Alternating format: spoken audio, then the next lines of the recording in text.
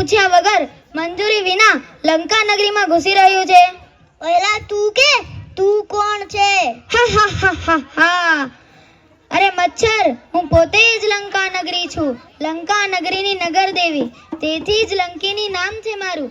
લંકા નગરીની રક્ષા કરવી તે જ કામ છે મારું. હવે તું બોલ, તું કોણ છે જે મારી આંખોમાં ધૂળ નાખીને અભેદ્ય નગરીમાં ઘૂસવા પાછળનું રહસ્ય શું છે?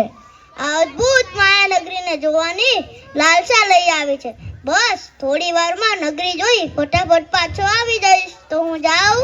હા જા, પણ લંકા નગરી નહીં, સીધો નરક જોવા જા. હું તને ત્યાં જ મોકલું છું.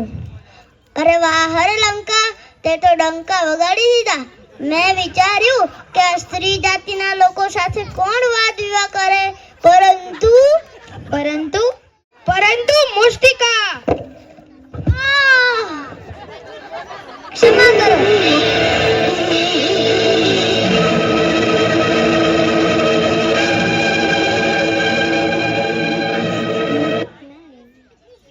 ક્ષમા કરો, બસ એક વારમાં જદમરી થઈ ગઈ છું.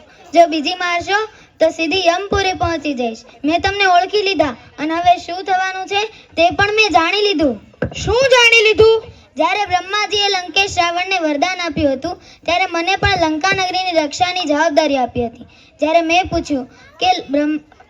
મેં બ્રહ્માજીને પૂછ્યું કે મારી સેવાની અવધિ શું, ત્યારે બ્રહ્માજીએ કહ્યું કે જ્યારે એક વાનરના મારથી તું પરાસ્ત થઈને અધમુવી થઈ જા ત્યારે સમજજે કે તારા રાક્ષસ રાજનો રાક્ષસો સહિત નાશ નિશ્ચિત છે.